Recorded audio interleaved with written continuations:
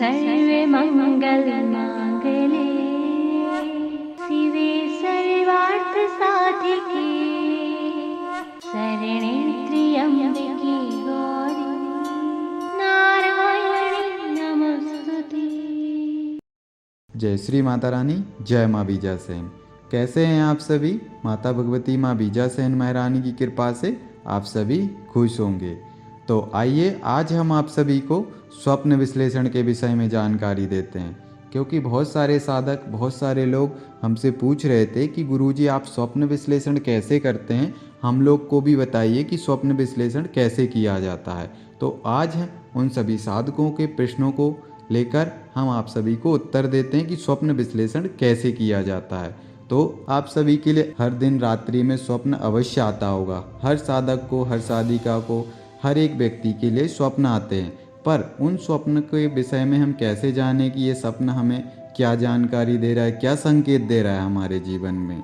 तो ये सारी चीज़ें जानने के लिए आपको स्वप्न विश्लेषण करना आना चाहिए, तभी आप स्वप्न के उस संकेत को समझ सकते हैं जो स्वप्न आपको संकेत दे रहा है। क्योंकि कई बार हमें जो सपने आते हैं उन स्वप्न में वो कभी भूतकाल के विषय में बता रहा होता है, तो कभी वर्तमान काल के विषय में बता रहा होता है, तो कभी भविष्य के विषय में आपके लिए बता रहा होता है। एक और हम आप सभी को एक गहरी बात बता देते हैं, जो स्वप्न होते हैं, अगर कोई व्यक्ति, अगर कोई साधक स्वप्न विश्लेषण करना सीख जाता है तो वो अपने जीवन में कभी भी किसी भी प्रकार के कष्टों को उत्पन्न ही नहीं होने देगा। क्योंकि जो स्वप्न होते हैं वो साधक के जीवन में अच्छा बुरा सभी प्रकार की चीज़ों को पहले ही बता देते हैं। कहने का सीधा सा तात्पर्य है कि उसके लिए जैसे अगले दिन किसी प्रकार की कोई समस्या आने वाली होती है, वो समस्या उसको स्वप्न में पहले ही दिख जाती है। बस आपको स्वप्न विश्लेषण करना आना चाहिए, क्योंकि अगर आपको विश्लेषण करना नहीं आता होगा सपने का, तो आपको संकेत तो शक्तियाँ स्वप्न के माध्यम से दे देंगी और आपको स्वप्न में स्पष्ट संकेत मिल जाएगा। लेकिन अगर आपको विश्लेषण करना नहीं आता होगा तो आपको बिल्कुल भी कुछ भी समझ में नहीं आएगा। जब वो परिस्थिति स्थिति आपके साथ में घटित हो जाएगी, फिर उसके बाद आपको याद आएगा कि स्वप्न में इस तरीके से जानकारी मिली हुई थी और वो चीज़ आज हमारे साथ घटित हो गई। तो ये सारी चीज़ें हैं। तो वही हम आपको गहरी बात बता रहे थे कि अगर कोई साधक या व्यक्ति स्वप्न विश्लेषण करना सीख जाता है तो वह अपने जीवन में किसी भी प्रकार के कोई भी कष्ट को उत्पन्न ही नहीं होने देगा। कहने का सीधा तात्पर्य है कि अगर किसी साधक के लिए पैर में कांटा चुभने वाला है तो उस कांटे के विषय में उसको स्वप्न के माध्यम से पहले ही पता चल जाता है। तो अगर उस चीज़ के विषय में आपको पहले पता चल जाता है तो उसके बहुत सारे उपाय भी होते हैं, जिन उपायों को करने के बाद जो स्वप्न में आपको संकेत मिला होता है, उस संकेत के द्वारा आप अपने जीवन से उस कष्ट को छोटा रूप दे सकते हैं। छोटा रूप देने का मतलब कि आपके जीवन से अगर कोई कष्ट आपके जीवन में उत्पन्न होता है तो वो आपके कर्मों के हिसाब से ही होता है। कहने का सीधा सा तात्पर्य ये है कि ईश्वर अगर आपको कोई कष्ट देता है, चाहे वो छोटा हो या बड़ा, वो कष्ट आपके कर्मों के हिसाब से ही आपके जीवन में आता है। लेकिन अगर आपके लिए पहले से ही शक्तियों के माध्यम से ये पता चल जा रहा है कि आपके जीवन में कोई कष्ट आने वाला है, तो उस कष्ट को आप काट तो सकते नहीं है, लेकिन उस कष्ट का रूप परिवर्तन कर सकते हैं। शक्तियों की सेवा करके, शक्तियों के कुछ गुप्त प्रयोग करके वो वाला कष्ट आपका बड़ा रूप ना लेकर छोटा रूप लेके आपके जीवन में उभर जाएगा, जिससे आपके जीवन में किसी भी प्रकार की कोई भी आपको समस्या बड़े रूप में नहीं हो पाएगी। तो स्वप्न विश्लेषण का यही फल होता है, यही लाभ होता है कि अगर आप स्वप्न विश्लेषण करना एक बार सीख जाते हैं तो आपके जीवन में आप बहुत कुछ ऐसी सारी चीज़ें होने से पहले ही सब कुछ पता चल जाएगा। जैसे कि एक साधक है और वो साधना कर रहा है, और साधना में अगर उसकी कोई त्रुटि या गलती हो रही है और जिससे उस त्रुटि गलती की वजह से उस साधक की साधना खंडित होने वाली है, तो साधना के विषय में उसको पहले ही स्वप्न के माध्यम से पता चल जाएगा कि आप कहीं ना कहीं साधना के दौरान गलती कर रहे हैं और ये गलती का अगर आप सुधार नहीं करते हैं तो आपकी साधना असफल होना बिल्कुल निश्चित है। इस तरीके से अगर उस साधक को स्वप्न के माध्यम से पहले ही संकेत मिल जाता है और उस संकेत को समझ जाता है, तो उस साधक की साधना खंडित नहीं हो पाएगी और वो उस साधना को सफल बना ले जाएगा। इसीलिए ऐसी छोटी बड़ी बहुत सारी चीज़ों के विषय में आपको स्वप्नों के माध्यम से पता चल जाता है, जिससे आप अपने जीवन में कष्टों को उत्पन्न होने से पहले रोक लेते हैं या फिर उनको छोटे से रूप में परिवर्तन कर लेते हैं ईश्वरीय शक्तियों के द्वारा।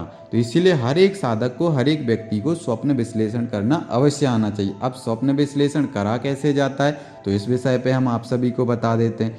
स्वप्न विश्लेषण इस तरीके से किया जाता है कि जैसे बहुत सारे साधक हैं, बहुत सारे लोग हैं ऐसे जो शक्तियों से कनेक्ट होना सीख रहे हैं, जुड़ना सीख रहे हैं, शक्ति संश्लेषण क्रिया पद्धति सीखना चाहते हैं, या कोई साधक जो पहले से ही जानते हैं, कोई साधक प्रयास कर रहे हैं शक्तियों से जुड़ने का। तो आप सभी लोगों ने सुना होगा कि शक्तियां हमेशा सांकेतिक भाषा में ही बात करती हैं, है ना। आप लोगों ने सुना होगा कि शक्तियां हमेशा या तो आपको ज़्यादातर हिंट देती हैं, संकेत देती हैं, या कई ऐसी परिस्थितियों पर आपको कान में स्पष्ट आवाज़ देती हैं, वरना ज़्यादातर शक्तियां आपको संकेत ही देती हैं। चाहे वो दृश्य में संकेत दें, या फिर आपके लिए एक प्राकृतिक तरीके से संकेत दें, या फिर आपको कोई वस्तु, या फिर आपको इशारों में कोई संकेत दे सकती हैं। तो इस तरीके से शक्तियां हमेशा सांकेतिक तरीके से ही बात करती हैं। तो आप सांकेतिक तरीके से बात करती हैं, तो इसमें स्वप्न विश्लेषण का क्या लेना देना है, तो वो हम आपको बता देते हैं कि शक्तियों के विषय में हम क्यों आप लोगों को बता रहे हैं, या फिर शक्तियां जो सांकेतिक तरीके से बात करती हैं तो इस विषय में हम आप लोगों को क्यों बता रहे हैं, तो वो हम आप सभी को समझा देते हैं। तो शक्तियां हमेशा सांकेतिक तरीके से बातें करती हैं किसी भी साधक या किसी भी व्यक्ति से, तो ये हम आप लोगों को बता चुके। तो अब शक्ति की सांकेतिक भाषा को अगर कोई साधक या कोई व्यक्ति अगर गहराई पूर्वक समझने लग जाता है कि शक्ति जो संकेत दे रही, फॉर एग्जाम्पल एक साधक है, ठीक है, अब साधक ने कोई शक्ति की सिद्धि कर रखी है, अब शक्ति की सिद्धि कर रखी है, अब वो साधक अपनी शक्ति से, सिद्धि से बात कर रहा है, और बात करके उसको बखूबी आता है, और शक्ति की भाषा भी वो समझता है, ठीक है। अब शक्ति की भाषा समझता है, शक्ति की जो संकेत होते हैं वो भी समझता है वो साधक। अब उस साधक ने अपने जीवन में सोचा कि हम कोई बिजनेस करना चाहते हैं, अब बिजनेस के लिए हम क्या करें, तो उसने सोचा क्यों ना हम अपनी शक्ति से पूछते हैं कि ये बिजनेस हमारे लिए ठीक रहेगा कि नहीं। अब वो अपनी शक्ति से पूछता है, आह्वान करता है शक्ति का, और पूछता है कि हम ये बिजनेस करना चाहते हैं, तो क्या ये बिजनेस हमारे लिए परफेक्ट है, इस बिजनेस को करने से हमें लाभ होगा, उन्नति मिलेगी। अब शक्ति से इस तरीके से उस साधक ने क्वेश्चन रखा। जैसे ही साधक ने शक्ति से अपनी क्वेश्चन रखा, वैसे ही शक्ति ने वहां से उसको संकेत दिया। संकेत क्या दिया कि शक्ति उसको हील दिखाए, जो लड़कियां औरतें जो हील्स पहनती हैं, अब वो हील्स दिखा दी उस साधक को उसने। अब जो साधक इस संकेत को समझना जानते हैं या शक्ति की भाषा को समझते हैं, तो वो साधक तो इस संकेत को शक्ति के समझ जाएंगे। लेकिन जो साधक ना समझ हैं, जिनको नहीं आता है शक्तियों के संकेत पकड़ना या शक्तियों की भाषा समझ में नहीं आती, तो वो साधक उलझ जाएंगे। कैसे उलझ जाएंगे? वो ये सोचेंगे ये कैसा संकेत दे दिया शक्ति ने, ये कौन सा भाषा बोल रही है शक्ति, ये कौन सा चप्पल दिखा रही है, सैंडल दिखा रही है, हील्स दिखा रही है। मतलब हम तो पूछ रहे हैं कि हमारे इस बिजनेस में हमारी तरक्की होगी कि नहीं, ये चप्पल दिख रही है, हमें सैंडल दिख रही, तो वो भ्रम जाएगा। वो ये सोचेगा कि ये इसको हमें खरीद के बेचना है, या फिर हमें चप्पल के बिजनेस में बेनिफिट होगा, या फिर हमें ये चप्पल को दान करना है, या फिर हमारे जीवन में कोई औरत उभर के आएगी, लड़की उभर के आएगी, वो हमारी तरक्की कराएगी। ऐसे उसने अलग अलग प्रकार के अपने मन में विचार उभरना शुरू कर दिए। अब वो भ्रम रहा है कि आखिर इस संकेत का मतलब क्या है, वो समझ नहीं पा रहा है, और वो ऐसे समझ के थोड़ा बहुत 10 मिनट अपना दिमाग लगाता है, उसके बाद वो भूल जाता है, क्योंकि उसको दिमाग में टेंशन बढ़ जाती, डिस्टर्ब होने लग जाता है, उसके मस्तिष्क में दिक्कत होने लग जाती है, तो वो वहाँ से उठ के चला जाता है। जो साधक शक्ति के संकेतों को नहीं समझ पाते, लेकिन जो साधक साधिकाएं शक्तियों की भाषा को समझते हैं, शक्तियों के संकेतों को समझते हैं, तो वो डायरेक्ट जैसे ही शक्ति से प्रश्न करने के बाद शक्ति उनको हील्स दिखाती है, वैसे ही वो फट से पकड़ जाएंगे कि शक्ति ये कहना चाहती है कि जो भी आप बिजनेस के विषय में हमसे पूछ रहे हैं, उस बिजनेस में आपको तरक्की अवश्य मिलेगी। अब वो कैसे, अब हम आप सभी को समझा देते कैसे, क्योंकि हम आप सभी को बता देते कि सैंडल कहाँ पहनी जाती है, जो हील्स होती है वो कहाँ पहनी जाती है, पैरों में, ठीक है। अब पैरों का क्या कार्य होता है, प्रगति, मतलब निरंतर गतिबद्ध तरीके से चलने का कार्य करते हैं पैर, ठीक है ना। अब पैर आपकी प्रगति का सूचक है, एक तरीके से चलने का सूचक है। तो चलने का सूचक है मतलब कि आप पैरों में हील्स पहन रहे हैं, और हील्स है ऊंची, मतलब ऊंची है। तो कहने का सीधा सा तात्पर्य ये शक्ति आपको ये संकेत देना चाहती हील्स के माध्यम से कि जो आप हमसे प्रश्न पूछ रहे हैं, वो प्रश्न का उत्तर उनने हील्स के माध्यम से ये समझा दिया कि आपकी जो बिजनेस के विषय में आप हमसे पूछ रहे हैं, वो बिजनेस में आपको उन्नति होगी, तरक्की होगी। इस तरीके से शक्तियाँ सांकेतिक भाषा के तरीके से बात करती हैं, और वही साधक इन संकेतों को समझ पाता है जिसका मस्तिष्क और बौद्धिक स्तर अच्छा होता है, मस्तिष्क की क्षमता अच्छी होती है। अन्यथा ऐसे बहुत सारे साधक शक्तियों के संकेतों को नहीं पकड़ पाते, नहीं समझ पाते, वो भ्रम जाते हैं, और जो साधक इन शक्तियों के संकेतों को समझ जाते हैं तो ऐसे सभी साधक इस तरीके से स्वप्न का विश्लेषण कर सकते हैं, क्योंकि स्वप्न में भी इसी तरीके से संकेत मिलते हैं जिस तरीके से शक्तियां से आंख बंद करके जुड़ते हैं, शक्ति से वार्ता करते हैं, शक्ति से अपने प्रश्नों के उत्तर लेते हैं। तो इसी तरीके से शक्तियां कई बार हमें संकेत देती हैं। तो इसी तरीके से स्वप्न में भी शक्तियां संकेत देती हैं। दिख रहा है कि स्वप्न में कि आप एक बस में चले जा रहे हैं, बस में 4 व्यक्ति बैठे हुए हैं और उसमें आपसे टिकट ले रहा है, पूछ रहा है कहाँ से बैठे हो, कहाँ जा रहे हो, फिर वो आपको 50 रुपये का टिकट काट देता है। अब ये एक तरीके से घुमावदार संकेत मिल रहा है, आपको कुछ ना कुछ ऐसा संकेत मिल रहा है जिसको अगर आप समझ जाते हैं तो आपके जीवन में समस्या आने वाली उस समस्या से आप बच सकते हैं। लेकिन इतने घुमावदार संकेत को समझने के लिए बौद्धिक स्तर होना चाहिए, आपकी मस्तिष्क की क्षमता अच्छी होना चाहिए, तभी आप इस तरीके के संकेतों को जो स्वप्न में आपको शक्तियां देती हैं उनको आप समझ सकते हैं। अन्यथा स्वप्न का विश्लेषण करना बहुत ही इम्पॉसिबल है। कहने का तात्पर्य है कि वही साधक, वही व्यक्ति स्वप्न का विश्लेषण कर सकते हैं जिनको शक्तियों की सांकेतिक भाषा समझ में आती है, जिनको शक्तियों के संकेत समझ में आते हैं, वो जल्दी ही स्वप्न का विश्लेषण कर सकते हैं।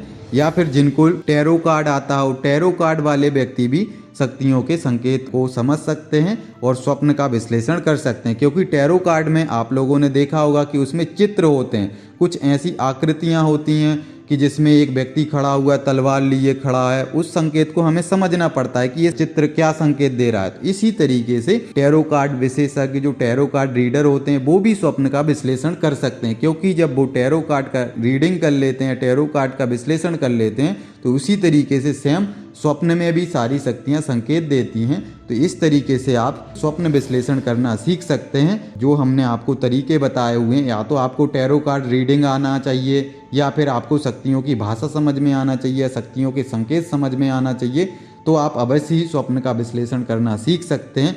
लेकिन अगर आपको ये सब कुछ भी नहीं आता है, ना तो शक्तियों की भाषा आती है समझ में, ना शक्तियों के जो आपको संकेत मिलते हैं ना वो समझ में आता है, ना ही आप शक्ति से ध्यान के माध्यम से आंख बंद करके जुड़ पा रहे हैं, तो आप शक्तियों के जो स्वप्न के माध्यम से संकेत होते हैं उनको आप समझ नहीं पाएंगे, आप कितना भी प्रयास कर लें। क्योंकि हमेशा सांकेतिक तरीके से ही स्वप्न आता है। बहुत कम ऐसी स्थितियों में आपको स्वप्न स्पष्ट आ जाए, जो बहुत कम स्थितियां होती हैं। बहुत अच्छा लेवल जब आप क्रॉस कर जाते हैं, पार कर जाते हैं, तभी आपको स्पष्ट जानकारी स्वप्न में मिलती है, जिसमें घुमावदार नहीं होते हैं या जिनमें संकेत नहीं होते हैं। स्पष्ट आपको जानकारी स्वप्न में मिल रही होती है। लेकिन बहुत कम स्थितियों में ऐसा होता है, ज़्यादातर लोगों को सांकेतिक तरीके से ही स्वप्न आते हैं, जिनको लिए हमें विश्लेषण करना होता है और हमें समझना होता है। तो शायद इस जानकारी को आप लोग सुनकर बहुत कुछ समझ पाएंगे, सीख पाएंगे, शक्तियों से जुड़ने के विषय में भी बहुत कुछ समझ पाएंगे, शक्तियों की भाषा को भी आप लोग शायद समझ पाए होंगे। जो हमने आप लोगों को संकेत बताए कि शक्तियाँ ऐसे बात करती हैं, ऐसे समझाती हैं,